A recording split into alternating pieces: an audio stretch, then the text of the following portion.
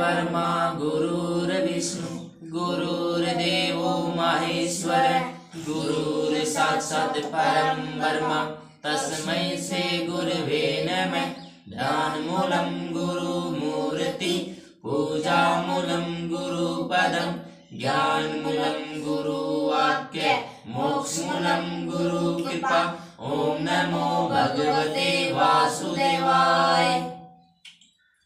श्री हरि संक्षिप्त महाभारत। जय श्री कृष्ण। सभा प्रव प्रथम खंड। जय श्री कृष्ण। अभी तक हमने जाना नारद जी के उपदेश से युधिष्ठिर राजसूय यज्ञ का निश्चय करते हैं और जरासंध के विषय में भगवान श्री कृष्ण उनके जन्म की कथा सुनाते हैं। कैसे एक जरा राक्षसी के द्वारा जरासंध का जीवन दान हुआ था और भीमसेन के द्वारा जरासंध का वध किया जाता है। आज हम जानेंगे पांडवों की दिग्विजय। जय श्री कृष्ण। वैशंपायन जी कहते हैं, जन्मेजय एक दिन अर्जुन ने धर्मराज युधिष्ठिर से कहा कि यदि आप आज्ञा दे तो मैं दिग्विजय के लिए जाऊं और पृथ्वी के सभी राजाओं से आपके लिए कर वसूल करूं। जय श्री कृष्ण। युधिष्ठिर ने अर्जुन को उत्साहित करते हुए कहा, अवश्य तुम्हारी विजय निश्चित है। युधिष्ठिर की आज्ञा प्राप्त करके चारों भाइयों ने दिग्विजय की यात्रा की। जन्मेजय यद्यपि चारों भाइयों ने एक साथ ही चारों दिशाओं पर विजय प्राप्त की थी, फिर भी मैं तुम्हें उनका क्रमशः वर्णन सुनाऊंगा। जय श्री कृष्ण। जन्मेजय अर्जुन ने उत्तर दिशा की ओर विजय का भार लिया था। उन्होंने पहले साधारण पराक्रम से ही अनर्थ कालकूट कुलीन देशों पर विजय प्राप्त करके सेना सहित सुमंडल को जीत लिया। जय श्री कृष्ण। सुमंडल को साथी बनाकर साकर द्वीप प्रतिद्वंदी पर्वत के राजाओं पर विजय प्राप्त की। सात द्वीप के राजाओं से साकल द्वीप के वालों ने बड़ा घमासान युद्ध किया, परंतु अर्जुन के बाणों के सामने उन्हें हारना ही पड़ा। उनकी सहायता अर्जुन ने प्रायोजितपुर पर चढ़ाई की। वहां के प्रतापी राजा का नाम भगदत्त था। भगदत्त के सहायक किरात, चीन और बहुत से समुद्री देशों के लोग भी थे। जय श्री कृष्ण। 8 दिन तक भयंकर युद्ध होने के बाद भी अर्जुन पूर्ववत उत्साह देखकर भगदत्त ने मुस्कुराते हुए कहा, महाबाहु अर्जुन, तुम्हारा पराक्रम तुम्हारे योग्य है। तुम देवराज इंद्र के पुत्र होने इंद्र से मेरी मित्रता है और मैं कम वीर नहीं हूँ, इसलिए मैं तुमसे युद्ध नहीं कर सकता। बेटा, तुम्हारी इच्छा पूर्ण करूंगा। बताओ तुम क्या चाहते हो। जय श्री कृष्ण। अर्जुन ने कहा, राजन, कुरुवंश शिरोमणि सत्य प्रतिज्ञ धर्मराज युधिष्ठिर राजसूय यज्ञ करना चाहते हैं। मेरी हार्दिक अभिलाषा है कि वे चक्रवर्ती सम्राट हो। आप उन्हें कर दीजिए। आप मेरे पिता इंद्र के मित्र और मेरे हितैषी हैं, इसलिए मैं आपको आज्ञा तो नहीं दे सकता। आप प्रेम भाव से उन्हें भेंट कीजिए। जय श्री कृष्ण। भगदत्त ने कहा, अर्जुन, धर्मराज युधिष्ठिर भी तुम्हारे समान मेरे प्रेम पात्र हैं। मैं तुम्हारी इच्छा पूर्ण करूंगा और कोई बात हो तो कहो। वीर अर्जुन ने उनके प्रति कृतज्ञता प्रकट करके आगे की यात्रा प्रारंभ की।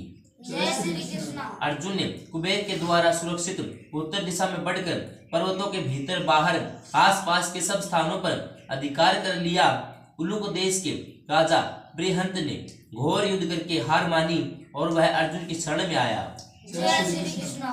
अर्जुन ने बृहंत का राज्य उसी को सौंपकर उसकी सहायता से सेना बिंदु के देश पर धावा बोलकर उसे राज्यच्युत कर दिया। क्रमशः मोदापुर, वामदेव, सुदामा, सुशुकल उत्तर उलुक देशों के राजाओं को वश में करके पंचगणों को अपने वश में किया। जय श्री कृष्ण। उन्होंने पौरव नाम के राजा को, पहाड़ी लुटेरों मलेच्छों को जो 7 प्रकार के थे, उन्हें जीता। कश्मीर के वीर क्षत्रिय 10 मंडलों का अध्यक्ष राजा लोहित भी उनके अधीन हो गए। त्रिगर्त, दारू, कोकंद और नरपति समेत शरणागत हुए। अर्जुन ने अभिसारी पर अधिकार करके उरग देश के राजा रोचमान को हराया और बाह्यक वीरों को अपने अधीन करके दर्द, कंबोज और ऋषिक देशों को अपने अधीन कर लिया। जय श्री कृष्ण। ऋषिक देश में तोते के उदर के समान हरे रंग के 8 घोड़े लिए निकुट और पूरे हिमालय पर विजय वैजयंती फहराकर धवलगिरी पर सेना का पड़ाव डाला। जय श्री कृष्ण।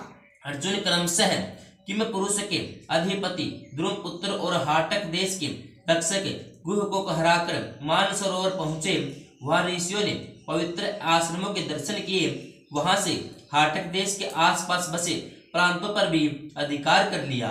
जय श्री कृष्ण। तदनंतर अर्जुन ने उत्तरी हरिवर्ष पर विजय प्राप्त करनी चाहिए, परंतु वहां प्रवेश करते न करते बड़े वीर और विशालकाय द्वारपालों ने आकर प्रसन्नता से कहा, अवश्य ही आप कोई असाधारण पुरुष हैं, क्योंकि यहाँ तक पहुँचना सबके लिए सुगम नहीं है। आप यहाँ आए हैं, यही विजय है। यहाँ की कोई भी वस्तु मनुष्य शरीर से नहीं देखी जा सकती, इसलिए दिग्विजय की तो कोई बात ही नहीं है। हम लोग आप पर प्रसन्न हैं। आपका कोई काम हो तो हम कर सकते हैं। जय श्री कृष्ण।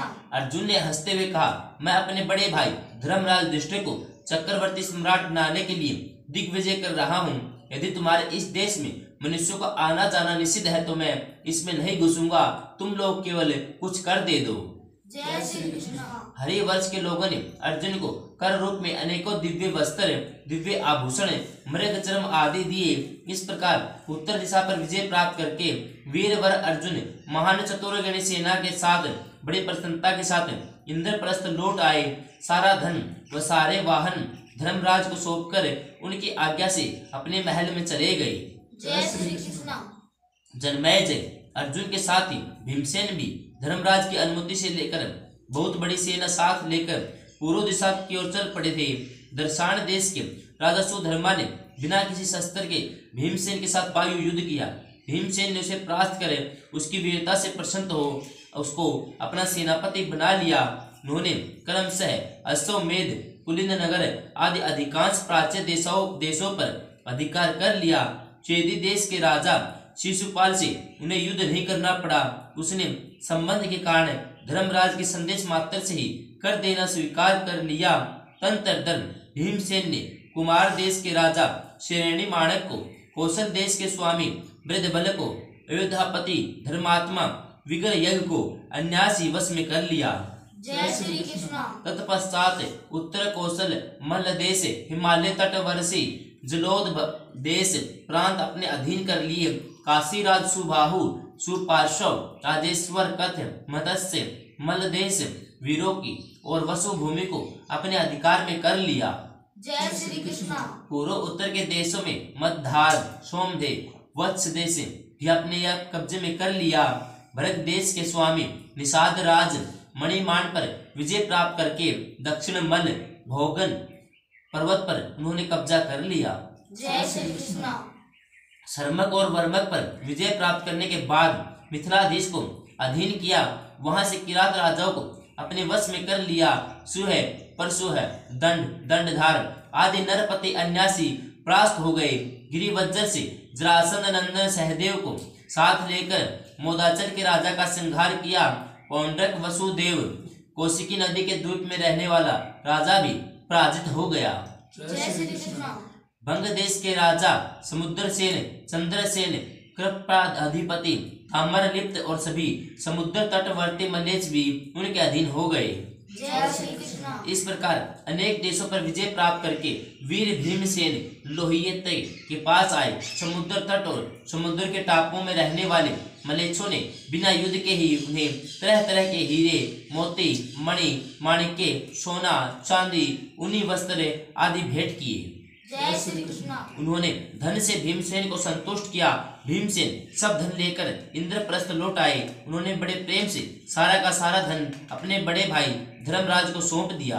जय श्री कृष्ण। जन्मेजय उसी समय सहदेव भी बहुत बड़ी सेना साथ लेकर दिग्विजय के लिए दक्षिण की यात्रा की थी। उन्होंने क्रमशः मथुरा, मत्स्य देश अधिराज के अधिपतियों को वश में करके सामंत बना लिया। जय श्री कृष्ण। राजा सुकुमार सुमित्र के बाद द्वितीय मत्स्य पट्टचरों को जीता और बलपूर्वक निषाद भूमि, गोश्रेंग पर्वत, श्रेणीमान राजा को अपने वश में कर लिया। नर राष्ट्र पर विजय प्राप्त करने के बाद कुंती भोज पर आक्रमण किया। उन्होंने सहर्ष धर्मराज का शासन स्वीकार कर लिया। इसके बाद सहदेव नर्मदा की ओर बढ़े। उधर उज्जैन के प्रसिद्ध वीर विंद और अनुविंद को हराकर वश में कर लिया। नाटकीय और हेरम्बकों को परास्त कर मगध और मुंजग्राम पर अधिकार कर लिया। उन्होंने क्रमशः अर्बुद, वातराज, कुलिवों को हराकर पांडुनयन नरेश पर विजय प्राप्त की और किष्किंधा के मेद और द्विविद को जीता। महिष्मति पर धावा बोल दिया। भयंकर युद्ध के बाद महाराज नील के द्वारा सामंत बनाए गए आगे बढ़कर त्रिपुर रक्षक और पीरेश्वर को वश में किया। सौराष्ट्र देश के स्वामी कौशिका आर्य पर आकृति पर विजय प्राप्त करके भोजकट के रुक्मी और निषद के भीष्मक के पास दूत भेजा। जय श्री कृष्ण। उन लोगों ने श्री कृष्ण से संबंध के कारण बड़े प्रेम से सहदेव की आज्ञा मान ली। वहां से चलकर सुपरिक, तालाकट, दंडक, समुद्री टापुओं से अपने अधीन में करते हुए मलेच्छ, निषाद, पुरुषाद, कर्णपावरण और कालमुख संघक मनुष्य राक्षसों पर विजय प्राप्त की। जय श्री कृष्ण। कोलाचल, सुरभिपट्टन, ताम्र द्वीप और राम पर्वत उनके वश में हो गए। राजा तिमिंगल, जंगली केरल, एक पैर वाले पुरुष संजयंती नगरी उनकी हो गई। जय श्री कृष्ण। पाखंड वीर करहाटक भी अलग नहीं रह गए। पांडे, द्रविड़, उंडर, केरल, अगध, तालवन, कलिंग, उष्टकसिन, अटवीपुरी और आक्रमणकारी यवनों की राजधानियां भी उनके वश में हो गई। जय श्री कृष्ण। सहदेव ने दूत के द्वारा लंका अधिपति के पास संदेश भेजा। विभीषण ने बड़े प्रेम से उसे स्वीकार किया। सहदेव ने इसे भगवान श्री कृष्ण की महिमा समझी। सभी स्थानों से उन्हें अनेकों प्रकार की वस्तुएं उपहार के रूप में प्राप्त हुई। जय श्री कृष्ण। सब कुछ लेकर सबको सामंत बनाकर बड़ी शीघ्रता से बुद्धिमान सहदेव इंद्रप्रस्थ लौट आए। सारी वस्तुएं धर्मराज को सौंपकर वे सुख पूर्वक इंद्रप्रस्थ में रहने लगे। जय श्री कृष्ण। जन्मेजय, नकुल भी उसी समय बड़ी भारी सेना लेकर पश्चिम दिशा की विजय के लिए प्रस्थान किया।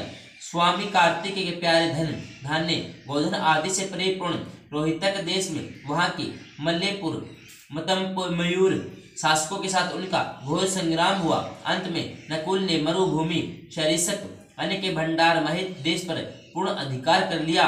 राज ऋषि आक्रोश को वश में करके दर्शनार्थ शिबरी, त्रिगत, अम्बष्ट, मालव, पंचकरपट, मध्यमक, वाट, धान और द्विज को जीत लिया।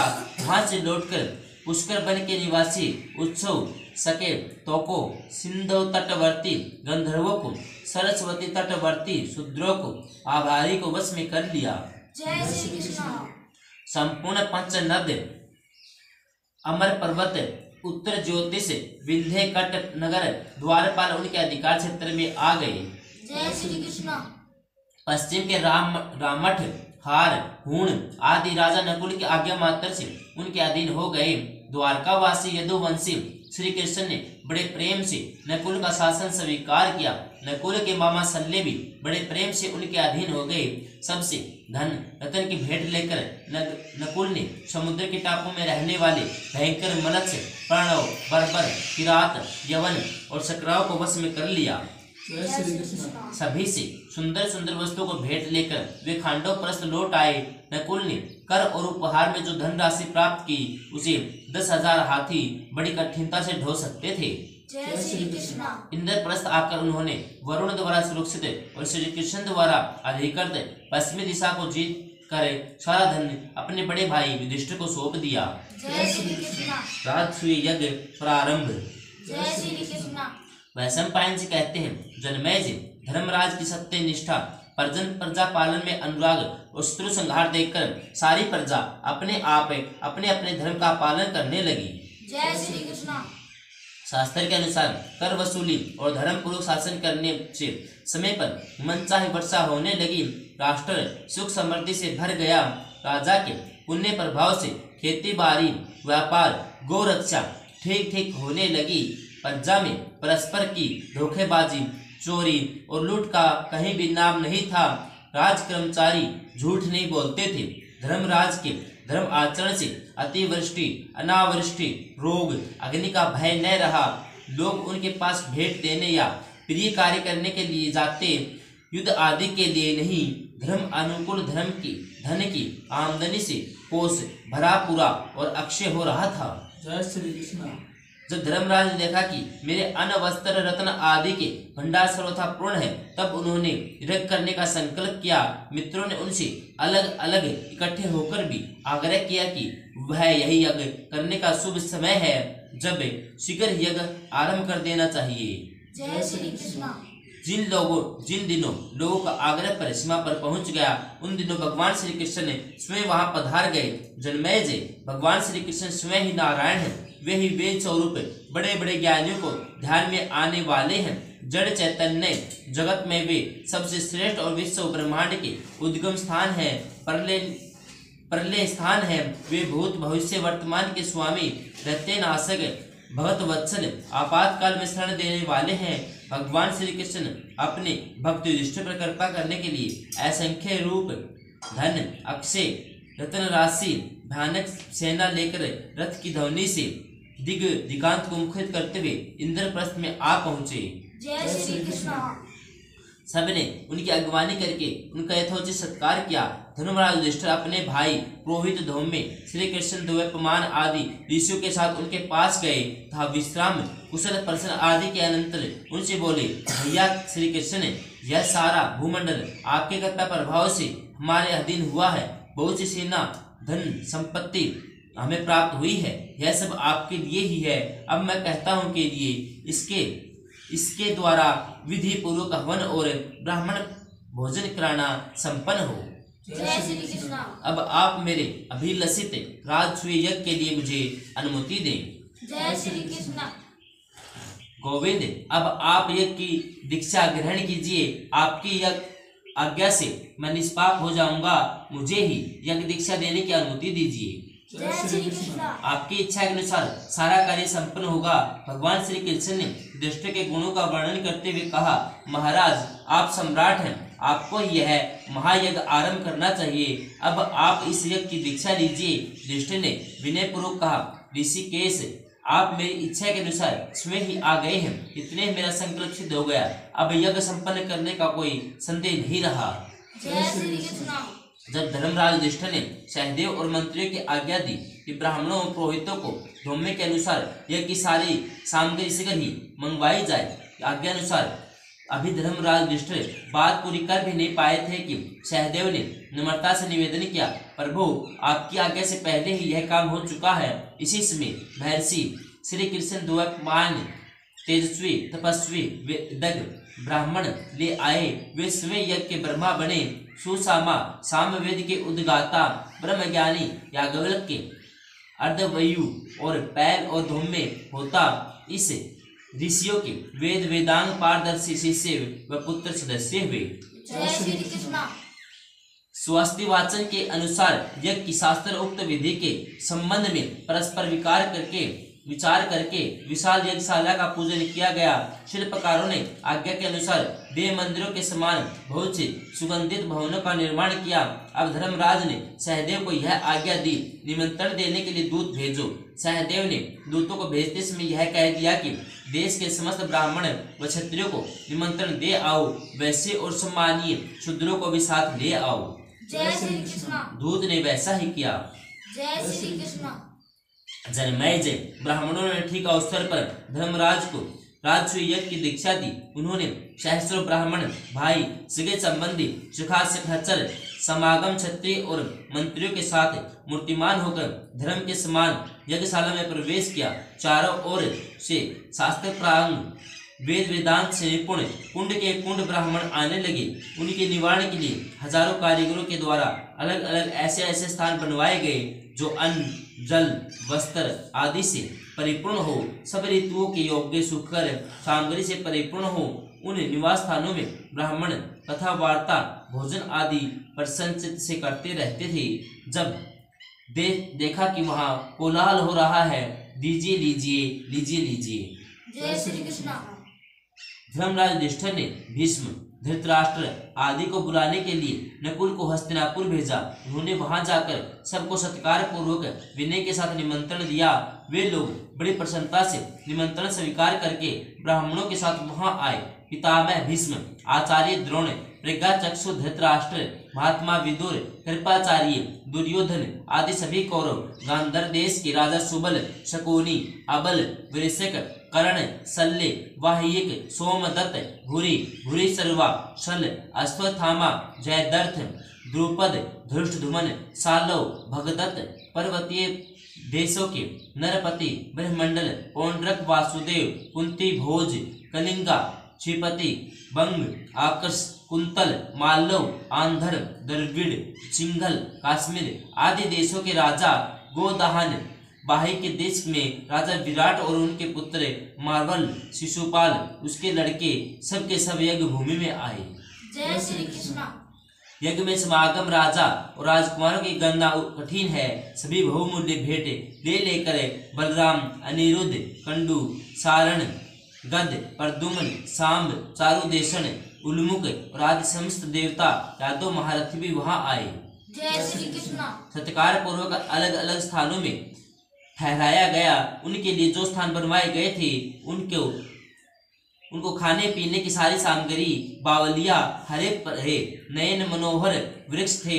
स्वागत सत्कार के बाद सब लोग अपने अपने निवास स्थानों में ठहर गए। जय श्री कृष्ण। धर्मराज युधिष्ठिर ने पितामह और गुरु द्रोणाचार्य के चरणों में प्रणाम करके प्रार्थना की, आप लोग इस यज्ञ में मेरी सहायता कीजिए। इस विशाल धन आगर को आप ही समझिए। यह इस प्रकार कार्य कीजिए जिससे मेरा मनोरथ सफल हो। जय श्री कृष्ण। यज्ञ दीक्षित धर्मराज ने उन लोगों की सम्मति से सबको एक एक कार्य सौंप दिया। दुशासन भोजन संबंधी पदार्थों की देखभाल में, अश्वत्थामा ब्राह्मणों की सेवा में, सुश्रुवा में, संजय राजाओं के स्वागत सत्कार में नियुक्त किए गए। भीष्म पितामह द्रोणाचार्य सभी कार्यों और कर्मचारियों का निरीक्षण करने लगे। कृपाचार्य सोने चांदी और रत्नों की देखभाल और दक्षिणा देने के कार्य पर नियुक्त किए गए। जय श्री कृष्ण।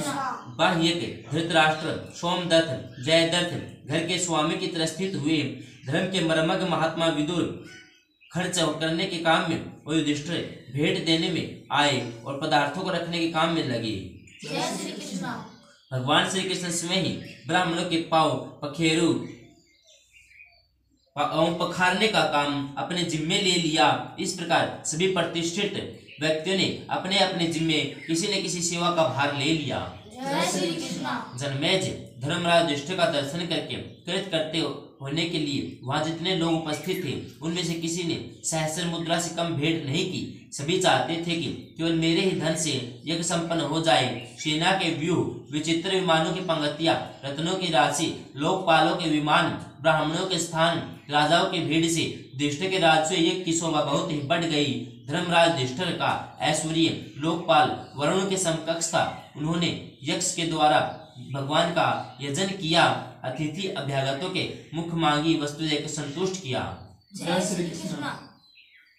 सबके खा पी लेने पर बहुत बड़ा अन्न बचा रहा। उस महा उत्सव में जिधर महर्षि मंत्र कुशल ब्राह्मणों ने उत्तम रीति से घृत तिल साकल्य आदि की आहुति देकर देवताओं को निहाल कर दिया। दक्षिणा में बहुत सा धन पाकर ब्राह्मण भी संतुष्ट हो गए। जन्मेजय कहाँ तक कहें, उस यज्ञ में सभी को तृप्ति मिली। जय श्री कृष्ण। भगवान श्री कृष्ण की अगर पूजा। जय श्री कृष्ण। वैशंपायन जी कहते हैं, जन्मेजय यज्ञ के अंत में अभिषेक के दिन सत्कार के योग्य महर्षि और ब्राह्मणों ने यज्ञशाला की अंतर्वेदी में प्रवेश किया। नारद आदि महात्मा राजऋषियों के साथ बड़े ही शोभायमान हो रहे थे। वह अंतबंदी ऐसी जान पड़ती मानो ताराओं से भरा आकाश ही हो। उस समय वहां न कोई शूद्र था न तो कोई दीक्षाहीन द्विज। नारद को बड़ी प्रसन्नता हुई। जय श्री कृष्ण। धर्मराज की राजलक्ष्मी और यज्ञ विधि देखकर, क्षत्रियों का समूह देखकर उनके पहले की घटना याद आ गई जो भगवान के अवतार के संबंध में ब्रह्मलोक में हुई थी। जय श्री कृष्ण। उन्हें राजाओं का समागम ऐसा जान पड़ा कि इन रूपों में देवता ही इकट्ठे हो गए हैं। जय श्री कृष्ण। अब उन्होंने मन ही मन कमल नयन भगवान श्री कृष्ण का स्मरण किया। देवर्षि नारद सोचने लगे, धन्य है सर्वव्यापक अतुर विनाशक अंतर्यामी भगवान नारायण ने अपनी प्रतिज्ञा पूर्ण करने के लिए क्षत्रियों में अवतार ग्रहण किया है। जय श्री कृष्ण। जिन्होंने पहले देवताओं की यह आज्ञा दी कि तुम लोग पृथ्वी के अवतार लेकर संहार कार्य पूरा करो, फिर अपने लोकों में आ जाओ, वही कल्याणकारी जगन्नाथ भगवान श्री कृष्ण यदुवंश में अवतीर्ण हुए हैं। जय श्री कृष्ण। देवराज इंद्र आदि समस्त महान पुरुष जिनकी बाहुबल की उपासना करते हैं वहाँ प्रभु मनुष्य के समान बैठे हैं। स्वयं प्रकाश महाविष्णु इस बलशाली क्षत्रिय को अवश्य ही पुनः निगल जाएंगे। भगवान श्री कृष्ण ही समस्त योगों के द्वारा आराध्य सर्वशक्तिमान एवं अंतर्यामी है। इस प्रकार के विचार में देवर्षि नारद डूब गए। जय श्री कृष्ण। उसी समय महात्मा भीष्म ने युधिष्ठिर से कहा, राजन, अब तुम सब समागत राजाओं का यथा योग्य सत्कार करो। आचार्य द्रोण संबंधी स्नातक राजा और प्रिय व्यक्तियों को यदि वे 1 वर्ष में यहाँ आवे तो विशेष पूजा अर्घ्य दान करना चाहिए। जय श्री कृष्ण। ये सभी साथी हमारे यहाँ बहुत दिनों के बाद आए हैं, इसलिए तुम अलग अलग पूजा करो। जय श्री कृष्ण। इनमें जो सर्वश्रेष्ठ हो उसको सब चाहते हो। धर्मराज ने कहा, पितामह, कृपा करके बतला दीजिए कि इस समागम सज्जनों में हम सबसे पहले किसकी पूजा करें। जय श्री कृष्ण। आप किसे श्रेष्ठ और पूजा के योग्य समझते हैं? शांतनु नंदन भीष्म ने कहा, धर्मराज, पृथ्वी में यदुवंश शिरोमणि भगवान श्री कृष्ण ही सबसे बढ़कर पूजा के पात्र हैं। क्या तुम देख नहीं रहे? उपस्थित सदस्यों में भगवान श्री कृष्ण अपने तेज, बल और पराक्रम से वैसे ही देदीप्यमान हो रहे हैं जैसे छोटे छोटे तारों में युक्त भास्कर भगवान सूर्य प्रकाशमान होते हैं। जय श्री कृष्ण। जैसे समागम आगच्छ स्थान सूर्य के शुभ आगमन और वायुहीन स्थान वायु के संचार से जीवन ज्योति से जगमगा उठता है, वैसे ही भगवान श्री कृष्ण के द्वारा हमारी सभा आनंदित और प्रकाशित हो रही है। जय श्री कृष्ण। भीष्म की आज्ञा मिलते ही प्रतापी सहदेव ने विधि पूर्वक भगवान श्री कृष्ण को अर्घ्य दान दिया। श्री कृष्ण ने शास्त्रोक्त विधि के द्वारा उसे स्वीकार किया। चारों ओर आनंद मनाया जाने लगा। जय श्री कृष्ण। शिशुपाल का क्रोध, युधिष्ठिर को समझाना और भीष्म आदि का कथन। जय श्री कृष्ण। वैशंपायन जी कहते हैं, जन्मेजय, चेदी राज शिशुपाल भगवान श्री कृष्ण की अगर पूजा देखकर चिढ़ गया। उसने भरी सभा में भीष्म पितामह और धर्मराज युधिष्ठिर को धिक्कारते हुए श्री कृष्ण को फटकारना शुरू कर दिया।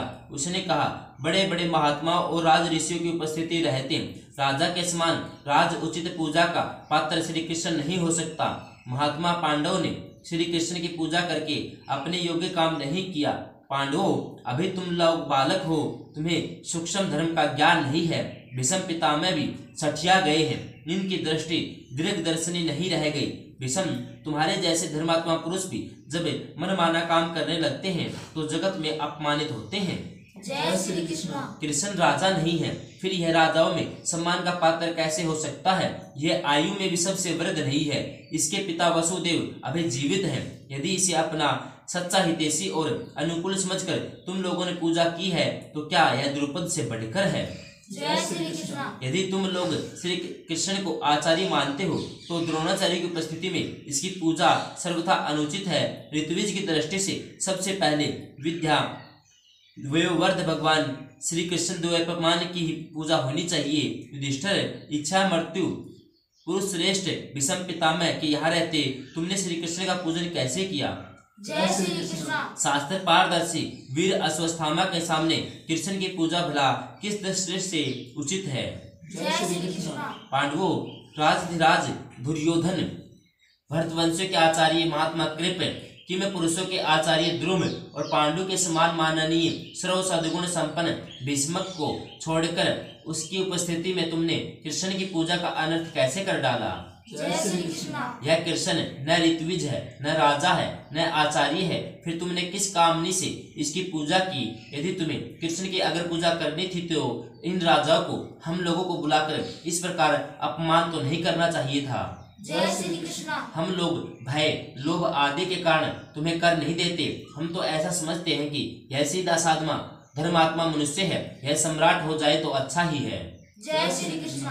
सो तुम इस गुणहीन कृष्ण की पूजा करके हम लोगों का तिरस्कार कर रहे हो। तुम अचानक ही धर्मात्मा के रूप में प्रख्यात हो गए, तभी तो तुमने इस धर्मच्युत की पूजा करके अपनी बुद्धि का दिवालियापन दिखलाया है। जय श्री कृष्ण। शिशुपाल ने भगवान श्री कृष्ण की ओर मुख करके कहा, कृष्ण, मैं तुम्हें जानता हूँ। पांडव बेचारे डरपोक और तपस्वी हैं। इन्होंने यदि ठीक ठीक नहीं समझा तो तुम्हें इनको जना देना चाहिए था कि तुम किस पूजा के अधिकारी हो। जय श्री कृष्ण। यदि कायरता और मूर्खता बस इन्होंने तुम्हारी पूजा कर भी ली तो तुमने अयोग्य होकर इसे स्वीकार क्यों नहीं किया? जय श्री कृष्ण। जैसे कुत्ता लुक छुप कर जरा सा घी चाट ले अपने को धन्य मानने लगे, वैसे ही तुम यह अयोग्य पूजा स्वीकार करके अपने को बड़ा मान रहे हो।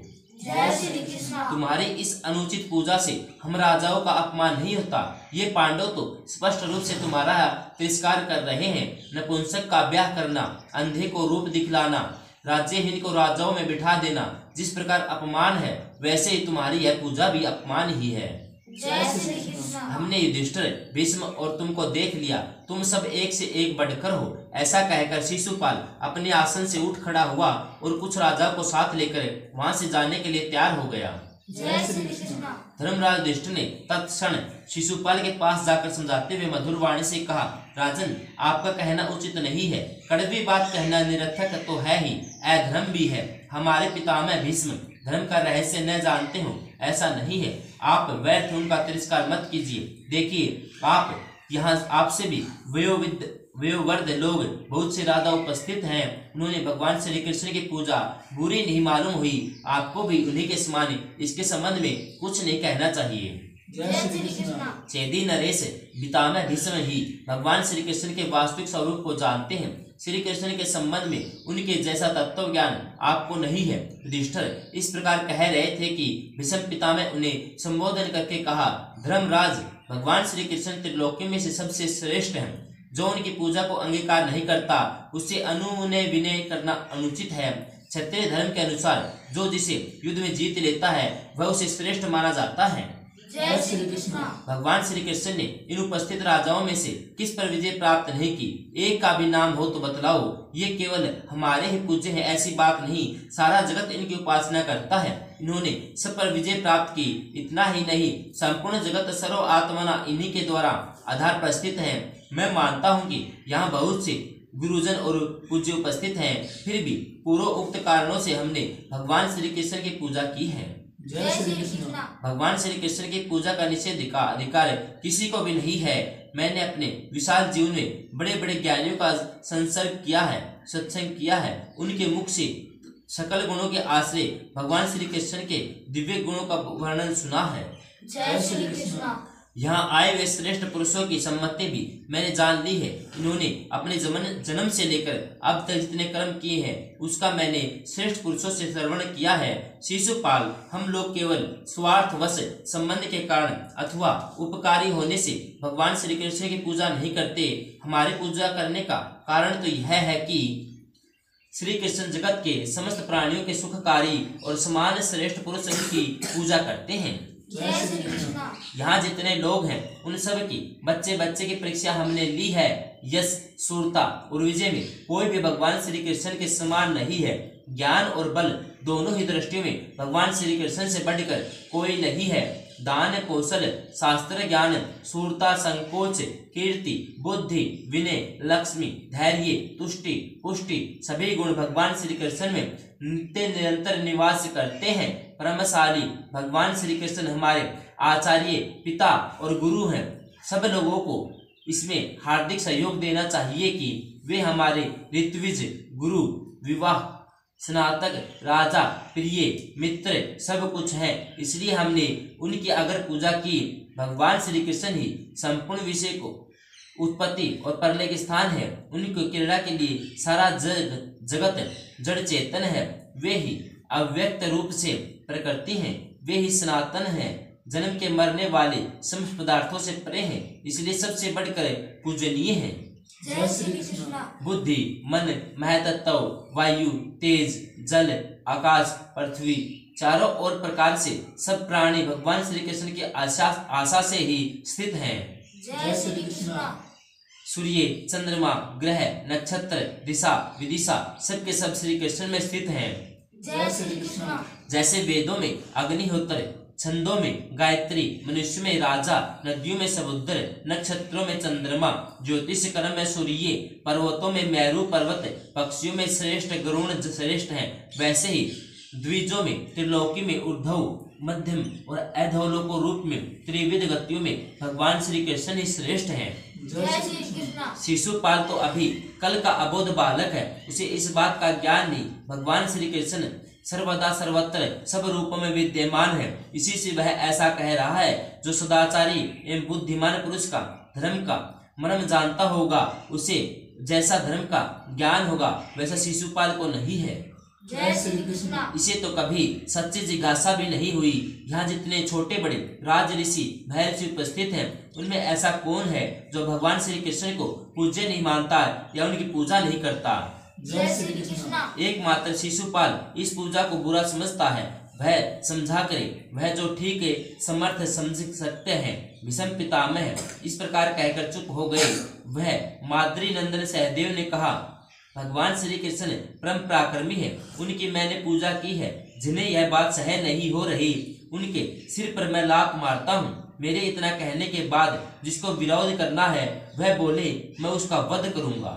जय श्री कृष्ण। सभी बुद्धिमान हमारे आचार्य पिता गुरु एवं पूजनीय भगवान श्री कृष्ण की पूजा का समर्थन करें। सहदेव ने इस प्रकार कहकर जोर से दांत पटकी, परंतु उन मनमानी बलवान राजाओं में से किसी की जीभ तक न हिली। जय श्री कृष्ण। आकाश से सहदेव के सिर पर पुष्पों की वर्षा होने लगी। अदृश्य रूप से साधु साधु की ध्वनि सुनाई पड़ने लगी। जय श्री कृष्ण। देव ऋषि नारद भी वहीं बैठे थे। उनकी सर्वज्ञता प्रसिद्ध है। उन्होंने सबके सामने बड़े स्पष्ट शब्दों में कहा कि जो लोग कमल नयन भगवान श्री कृष्ण की पूजा नहीं करते, उनके जिंदा रहने पर भी मुर्दा ही समझना चाहिए। जय श्री कृष्ण। उनके साथ तो कभी बात तक नहीं करनी चाहिए। इसके अनंतर सहदेव ने ब्राह्मण क्षत्रियों की यथोचित पूजा की।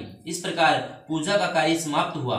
जय श्री कृष्ण। भगवान श्री कृष्ण की पूजा से शिशुपाल क्रोध के मारे आग बबूला हो गया था। उसकी आंखें खून उगल रही थी। उसने राजाओं को पुकार कर कहा, मैं सेनापति बनकर खड़ा हूँ। अब आप लोग किस उधेड़ बुन में लगे हैं? आइए हम लोग डटकर यादवों और पांडवों की सम्मिलित सेना से भिड़ जाए। इस प्रकार शिशुपाल यज्ञ में विघ्न डालने के लिए राजाओं को उत्साहित कर उनसे सलाह करने लगा। जय श्री कृष्ण।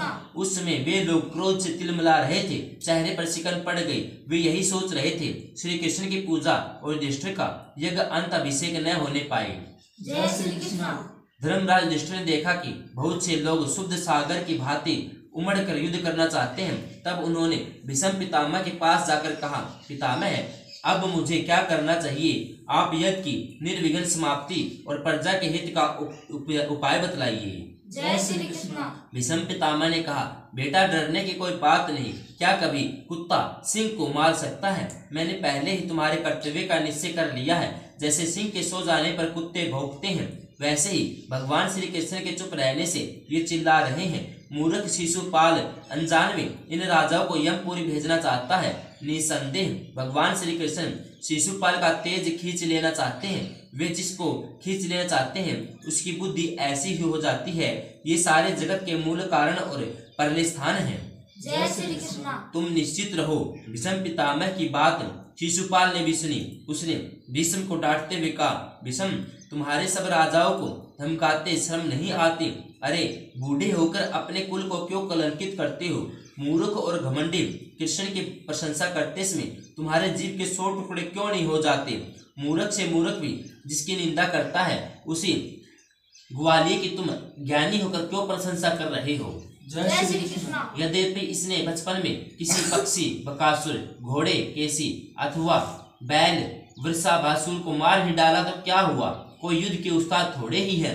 यदि इसने चेतनाहीन छकड़े सक्कासुर को पैर मारकर उल्टा दिया तो क्या चमत्कार हुआ? यदि इसने गोवर्धन पर्वत को 7 दिनों तक उठा लिया तो कौन सी अलौकिक घटना घट गई?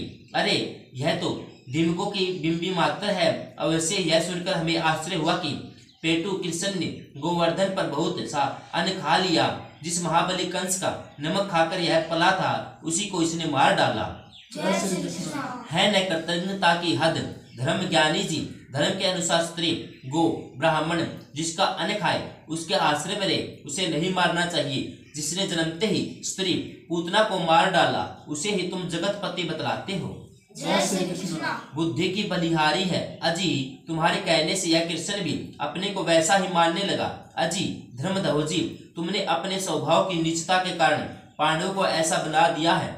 तुमने धर्म के आड़ में जो जो दुष्कर्म किए हैं वे क्या कभी किसी ज्ञानी के द्वारा किए जा सकते हैं?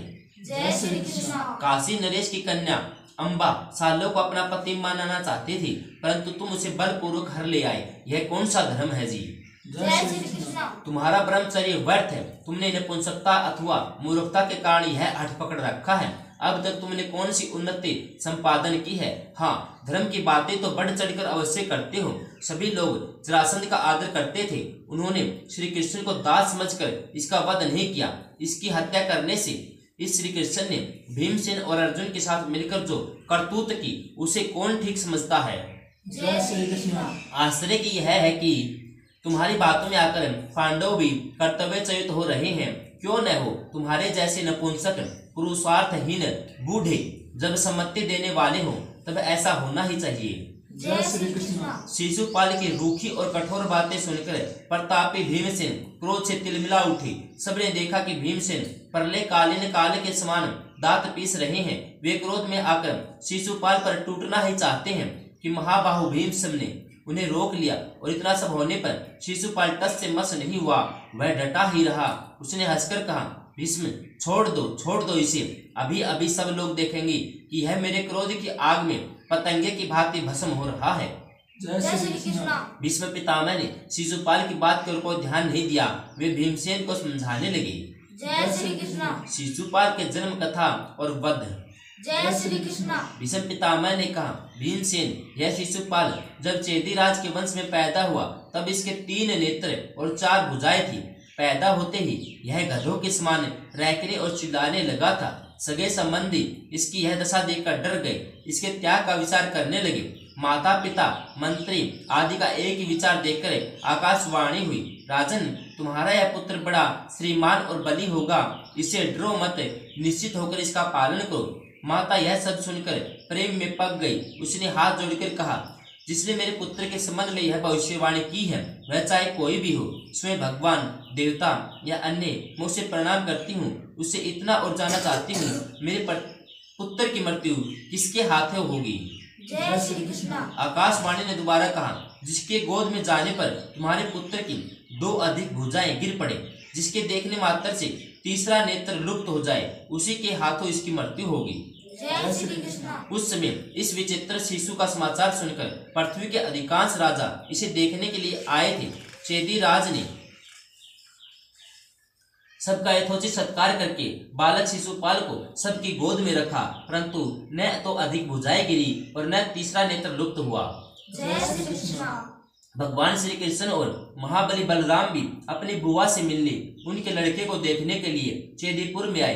प्रणाम, आशीर्वाद और कुशल मंगल के पश्चात स्वागत सत्कार हुआ।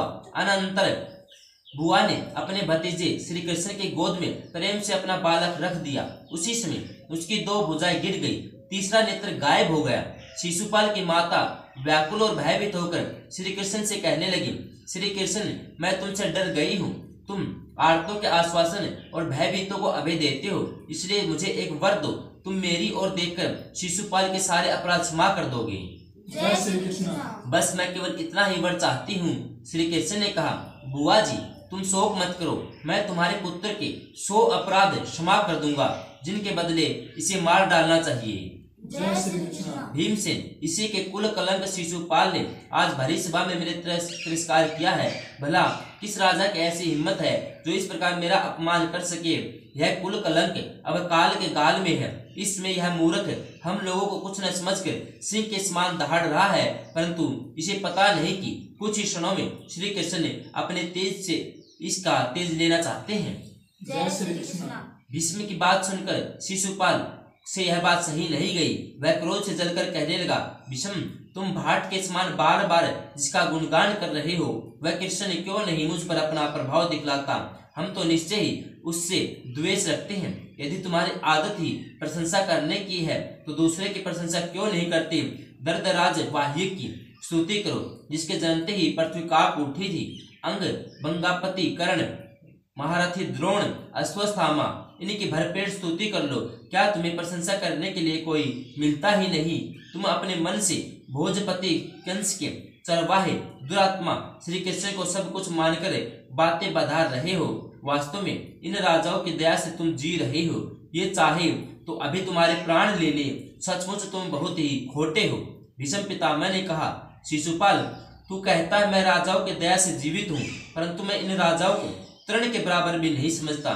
हमने जिन श्री कृष्ण की पूजा की है वे सबके सामने ही बैठे हैं। जो मरने के लिए उतावले हो रहे हैं वे चक्कर गदाधारी श्री कृष्ण को युद्ध के लिए ललकारते क्यों नहीं? मैं दावे के साथ कहता हूँ उनकी ललकारने वाली रणभूमि में धराशायी होगा, उसे उन्हीं के स्थान में स्थान मिलेगा। जय श्री कृष्ण। शिशुपाल जोश में आकर श्री कृष्ण की और रुख किया और बोला, कृष्ण मैं तुम्हें ललकारता हूँ, आओ मुझसे भिड़ जाओ। अपने मैं पांडवों के साथ तुम्हें यमपुरी भेज दूं। पांडवों ने मूर्खतावश तुम्हारे जैसे दास मूर्ख और अयोग्य की पूजा की है। अब तुम लोगों का वध ही उचित है। जय श्री कृष्ण। शिशुपाल की बात समाप्त होने पर भगवान श्री कृष्ण ने बड़ी गंभीरता से मधुर वाणी में कहा, राजाओं हम लोगों का संबंधी है, फिर भी हमसे बड़ी स्थूलता रखता है, इसलिए हम यदुवंशियों का सत्यानाश करने में कोई कसर नहीं छोड़ी। इस दुरात्मा ने मेरे प्रायगुतजिछूर चले जाने पर बिना किसी अपराध के ही द्वारकापुरी जला देने की चेष्टा की, जिसमें भोजराज रिवत्तक पर्वत पर विहार करने के लिए गए हुए थे। इसने उनके सभी साथियों को मार डाला अथवा बांधकर अपनी राजधानी में ले गया। जब मेरे पिता अश्वमेध कर रहे थे तब इस पाप आत्मा ने उसमें बिगड़ डालने के लिए यज्ञीय अस्त्रों को पकड़ लिया था। यदुवंशी तपस्वी व भृगु की पत्नी जिस समय सोवीर देश के लिए जा रही थी, यह उसे देखकर मोहित हो गया, बलपूर्वक हर ले गया। इसकी ममेरी बहन भद्रा कुरुष राज के लिए तपस्या कर रही थी, परंतु इसने छल से रूप बदलकर उसे हर लिया। यह सब देख सुनकर मुझे बड़ा कष्ट होता था, परंतु अपनी बुआ की बात मानकर अब तक मैं सहता आया। आज यह दुष्ट आप लोगों के सामने विद्यमान है। यहाँ इसने भरी सभा में मेरे प्रति जैसा व्यवहार किया है आप लोग देख ही रहे हैं। इससे आप लोग समझ सकते हैं कि आप लोगों की अनुपस्थिति में इसने क्या क्या किया होगा। आज इसने इस आदरणीय राजसभा में बीच में घमंडवश जो दुर्व्यवहार किया है मैं उसे कदापि सहन नहीं कर सकता। जय श्री कृष्ण।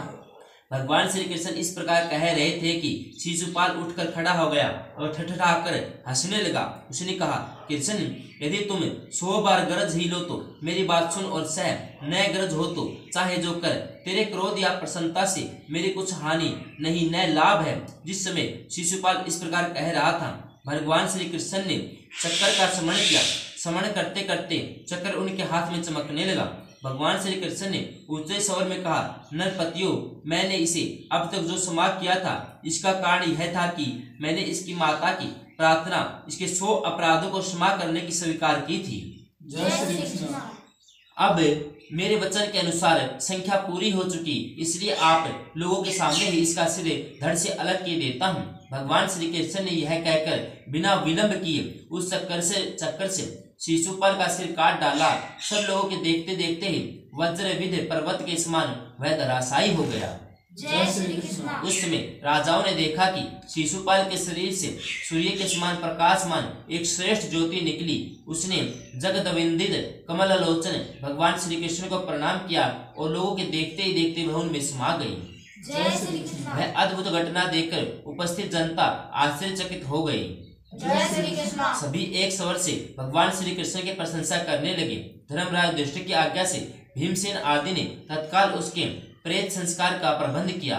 जय श्री कृष्ण। तदनंतर राजा युधिष्ठिर ने सभी नरपतियों के साथ शिशुपाल के पुत्र का चेदिराज राज्य पर अभिषेक कर दिया। जय श्री कृष्ण। राजसूय यज्ञ की समाप्ति।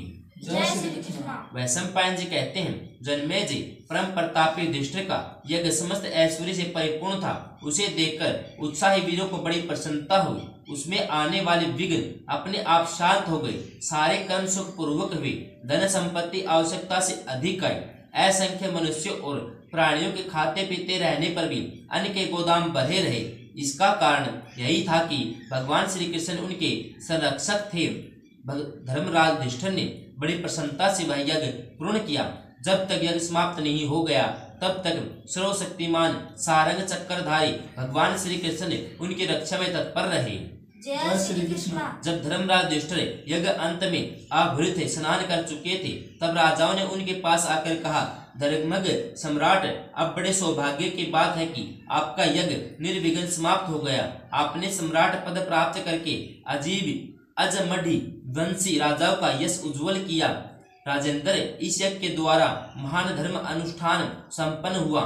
इस यज्ञ में हम लोगों का भी सब प्रकार से आतिथ्य सत्कार हुआ, किसी प्रकार की त्रुटि नहीं हुई। आज्ञा दीजिए, हम लोग अपनी अपनी राजधानी में जाएं। धर्मराज ने उनकी प्रार्थना स्वीकार करके उन्हें सीमा तक पहुंचा आने के लिए भाइयों को नियुक्त किया और कहा, अच्छा पधारिए, आप लोगों का मंगल हो। भीमसेन और अर्जुन आदि बड़े भाइयों ने बड़े भाई की आज्ञा से प्रत्येक राजा को सत्कार पूर्वक विदा किया गया। जय श्री कृष्ण। जब सब राजा और ब्राह्मण वहां से पधार गए, तब भगवान श्री कृष्ण ने धर्मराज युधिष्ठिर से कहा, राजेंद्र, बड़े सौभाग्य की बात है, आपका राजस्व यज्ञ महायज्ञ सकुशल समाप्त हुआ। अब मैं द्वारका जाने के लिए आपकी आज्ञा चाहता हूँ।